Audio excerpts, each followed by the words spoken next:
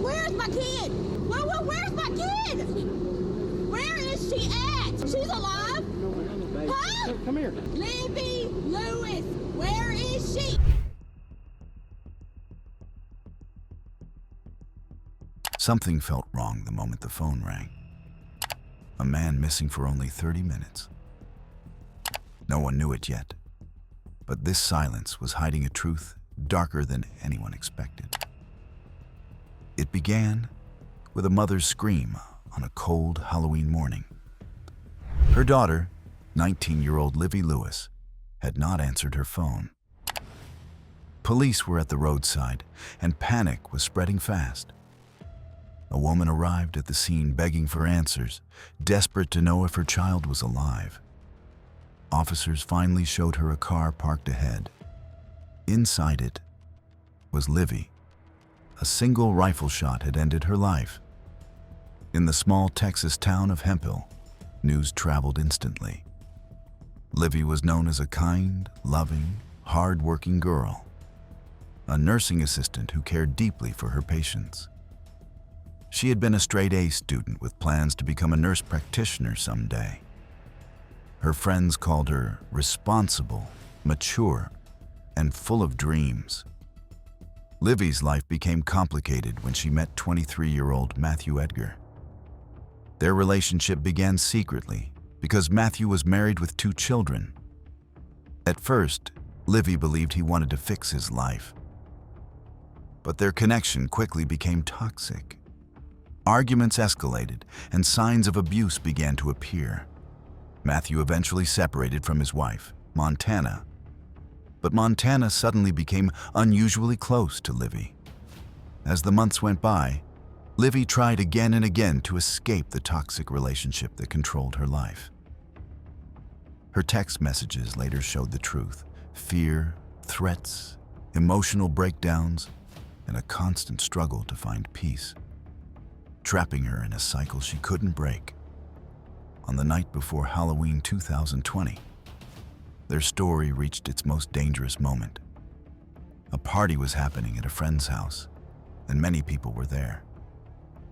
Witnesses said Matthew watched every move Livvy made, as if afraid she might escape his control. When he learned she planned to stay at the party overnight instead of going home, his anger exploded in front of everyone. Montana later claimed that Matthew followed her outside, confronted her, and physically attacked her. Minutes after leaving, Matthew sent multiple messages overflowing with rage and jealousy.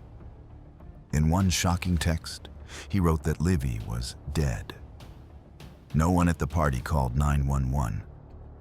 Hours later, those messages became the center of the entire case. People wondered why no one had reacted, why no one had tried to protect Livvy. It was a night full of warning signs, but no one had understood how real the danger was until it was too late.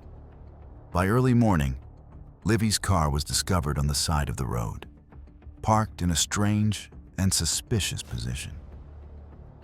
When officers approached the vehicle, they saw her leaning forward over the steering wheel, motionless.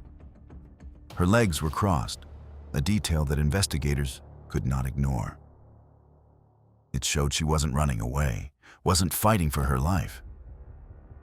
She was calm, too calm, just moments before her death, as if she had been speaking to someone she knew. Livvy's final moments suggested she had trusted the person who approached her in the dark. She wasn't afraid. She wasn't trying to escape. Someone she believed in, someone she once cared for, had come close to her car. And in that quiet, lonely moment on the side of the road, everything ended. Behind her car, another truck was parked. On the ground beside it lay a rifle, shoes, and personal items belonging to Matthew. He was found curled up nearby, covered in blood, but with no injuries of his own. When questioned, he claimed he remembered drinking whiskey and waking up in an ambulance. He said he recalled nothing else. Investigators quickly felt something was wrong with Matthew's behavior. His story changed every time he repeated it. Even his tears seemed forced, as if he were trying to act instead of tell the truth. He only showed real shock when officers finally told him that Livvy was dead. And to many people watching, his emotions looked more like a performance than genuine grief. As the investigation moved forward, sheriff's teams and the Texas Rangers worked day and night to connect every clue. They studied text messages, tracked phone locations, and interviewed everyone who had been at the Halloween party. Piece by piece, the puzzle began to form a dark picture. The love triangle, the threats, the controlling behavior, the argument at the party, and the chilling text message saying Livvy was dead all pointed in one direction, toward Matthew. But the case was not simple. Some believed someone else might have helped. Others thought Montana had a hidden role, especially after her chaotic interactions with Matthew that night. Friends whispered about jealousy, manipulation, and secrets within their circle. The entire group was shaken, and suspicion moved from one person to another. Investigators, however, stayed focused on facts rather than rumors. As they reviewed evidence and verified locations, they eventually confirmed that Montana was nowhere near the crime scene when Livvy died. There was no physical evidence linking her to the murder. She had been dragged into drama and chaos, but she had not taken part in the crime. This conclusion removed her from the suspect list and narrowed the investigation back to the most obvious source. Even with the confusion surrounding the case, one painful truth stood out clearly in the evidence.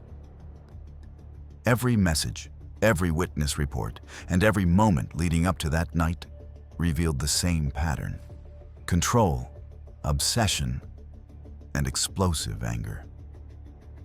These emotional storms followed Livvy everywhere she went, trapping her in a dangerous cycle she could not escape. In the end, the motive behind the tragedy was heartbreaking in its simplicity. It was jealousy that burned too deeply, control that never loosened, and anger that grew until it finally destroyed everything. It was a story of love twisted into obsession and of a life taken far too soon. Because of COVID delays, courts were shut down and Matthew was released on bond. Livvy's mother unexpectedly saw him at a convenience store months later. Rage took over. She attacked him, shouting that he had taken her daughter's life. She was arrested, but later freed. Her pain was unbearable, and her questions had no answers. Nearly 5 months after the murder, a grand jury finally indicted Matthew Edgar for Livvy's killing. Even then, he continued breaking the law and causing fear. The community watched the case unfold with shock, confusion, and heartbreak. What remained was a story of a young woman full of hope, trapped in a dangerous relationship, surrounded by jealousy and emotional manipulation. Her death left a hole in her family, her friends, and a small town where everyone knew everyone. What really happened on that dark roadside? And why did Livvy Lewis lose her life that night? The truth always leaves a trail. Sometimes hidden, sometimes forgotten, but never completely gone. And as this case shows, even the smallest details can expose the darkest secrets. If you want more stories where every mystery is uncovered and every truth is revealed, make sure to subscribe to Last Known Truth. Hit the like button, share with others who love true crime, and turn on notifications. Because the next truth is closer than you think.